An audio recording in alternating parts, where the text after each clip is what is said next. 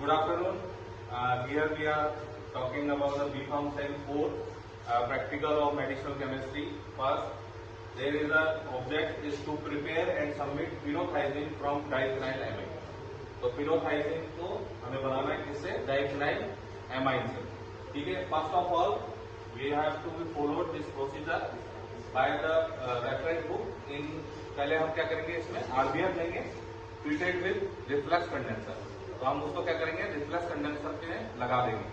उसमें हमें क्या क्या लेना है, रिफ्लक्स कंडेंसर या आरबीएफ में क्या क्या लेना है हमें.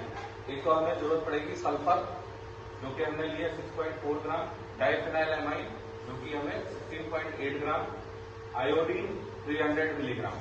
तो ये सबको लेके हमको रिफ्लेक्स लगाना है और रिफ्लेक्स हमें कंडेंसर के साथ में लगाना है और उसमें थोड़ी सी पोर्टस्लिन चिप हमें डाल देंगे. उसके बाद में हमें इसमें 190 to 200 डिग्री सेंटीग्रेड थर्मामीटर से टेम्परेचर जो है वो मेंटेन करते हुए ऑयल बाथ पर इसको 30 से 40 मिनट तक रखना है. जब आपका 30 से 40 मिनट तक हो जाएगा, उसके बाद में आपको उसको ठंडा करने के लिए रखना है. उसके बाद में आपको 5 ml इथेनॉल ऐड करना है. ठीक है. उसके बाद में आपको थोड़ा सा चारकोल डालना है. चारकोल डालने के बाद में आपको उसको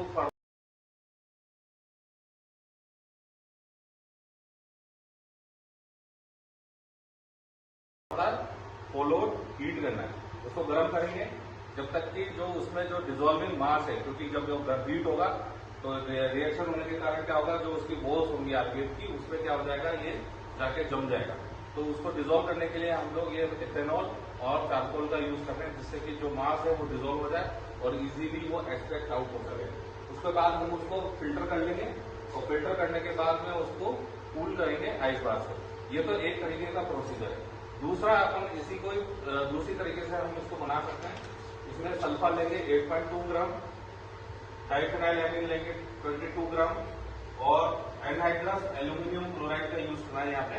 इंस्टेड ऑफ आयोडीन यहाँ पे 3.2 ग्राम उसको लेंगे. उसके बाद में हम इसको 140 से 150 डिग्री सेंटीग्रेड हम उसको हीटिंग मेंटल पर रखेंगे और हीटिंग मेंटल पर लगभग 30 से 40 मिनट तक रखा जाएगा. उसके बाद में हम उसको फर्दर 160 डिग्री सेंटीग्रेड पर गर्म करेंगे और उसको ठंडा करेंगे. ठीक है. उसके बाद में इसकी रिएक्शन किस तरीके की होती है देखिएगा.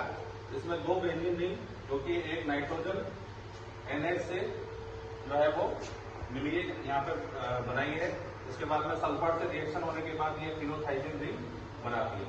तो जब कैलकुलेशन होगी वो कैसे होगी, इन दोनों का मोलिकुलर वेट लिया जाएगा. मोलिकुलर वेट कैसे लेंगे, जैसे डाइफेनाइलएमाइन का जो मोलिकुलर वेट होता है वो 169.23 ग्राम होता है और जो फिनोथाइजिन है उसका जो मोलिकुलर वेट होता है 199.27 ग्राम है. तो 1 ग्राम के लिए अगर हम निकालेंगे तो 199.27 अपॉन 169.23 ग्राम. उसके बाद में हमने जितना भी आपने डाइफेनाइलएमाइन लिया है उससे हम थ्योरेटिकल यील्ड कैलकुलेट करेंगे. तो हमने यहाँ पे डाइफेनाइलएमाइन लिया है 16.8 ग्राम. ये हमने लिया है in case of we are using iodine के साथ में. अगर हम एल्यूमिनियम एनहाइड्राइड के साथ में ले रहे हैं तो 22 ग्राम. तो कैलकुलेशन हमारी इसमें 22 ग्राम से कैलकुलेट होगी. ठीक है. यहाँ पे हमने कैलकुलेशन करना है बाय द आयोडीन. तो आयोडीन से हमने जो लिया है डाइफेनाइलएमाइन उसमें उस केस में हमने 16.8 ग्राम लिया है. तो यहाँ पे जो कैलकुलेशन थ्योरेटिकल यील्ड की आएगी वो 19.78 ग्राम तक आएगी. और उसके बाद में हम उसकी परसेंटेज यील्ड निकालेंगे. परसेंटेज यील्ड के आपको निकालना आता ही है कि हम उसमें क्या करते हैं, जो भी हमारा प्रोडक्ट बना है उसको हम ड्राई करते हैं. ड्राई करने के बाद उसको वे करते हैं और वे करने के बाद में हम उसको परसेंटेज यील्ड के फॉर्मूले से कैलकुलेट करते हैं. तो परसेंटेज यील्ड के फॉर्मूले से कैलकुलेट करते हैं तो क्या आता है, practical yield upon theoretical yield multiply by 100. ठीक है. जितना भी आपका प्रैक्टिकल यील्ड बना है, सपोज यहाँ पे आपका 10 ग्राम अगर आपका प्रैक्टिकल यील्ड आता है और थ्योरेटिकल यील्ड 19.58 ग्राम है, तो 10 अपॉन 19 मल्टीप्लाई बाय 100. तो जो भी कैलकुलेशन आएगी वो हमारी परसेंटेज यील्ड के साथ में है. उसके बाद में हम इसका जो है देखते हैं यूज कहाँ होता है.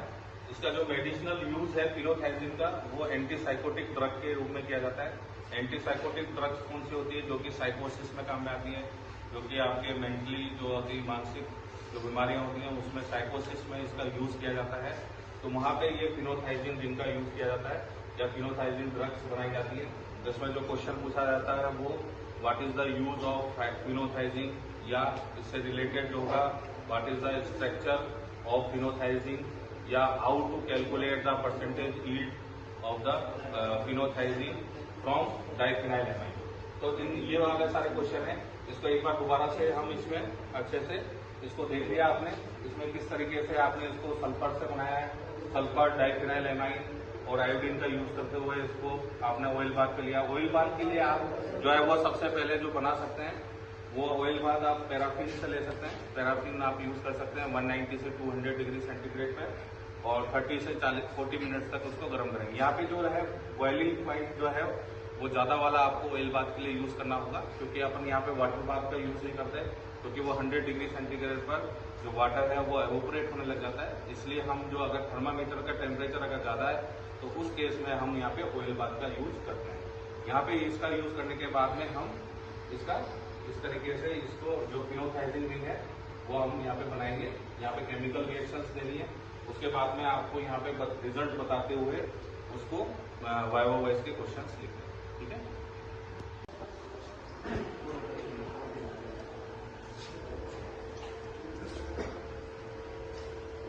ये हमने आरबीआर दिया पहले।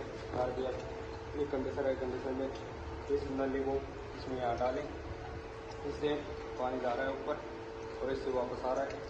यहाँ से हमने हीट कर रहे हैं इसको, आयोडीन इसमें सॉल्यूशन है आरबीआर में, इसको हीट कर रहे हैं। इसको 190 से 200 डिग्री सेल्सियस हीट किया हमने 30 से 40 मिनट।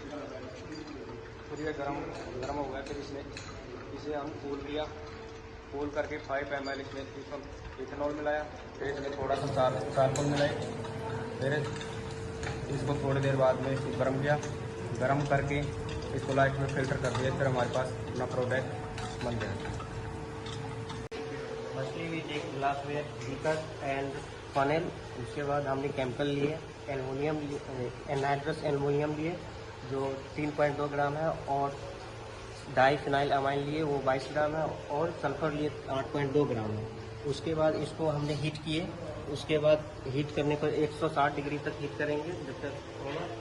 उसके बाद इसको फ्यूम चैम्बर में डाल देंगे। उसके बाद फ्यूम निकल जाएगा। फिर अगर नेक्स्ट अगेन इसको हीट करेंगे 160 तक। उसके बाद इसको फिर कूल करेंगे। कूल करने के बाद जो बनेगा वो उसको वॉश कर लेंगे वाटर से, एंड उसके बाद उसमें डाइल्यूट अल्कोहल से इसको वॉश करेंगे। उसके बाद हमारा जो प्रोडक्ट होगा वो आ जाएगा।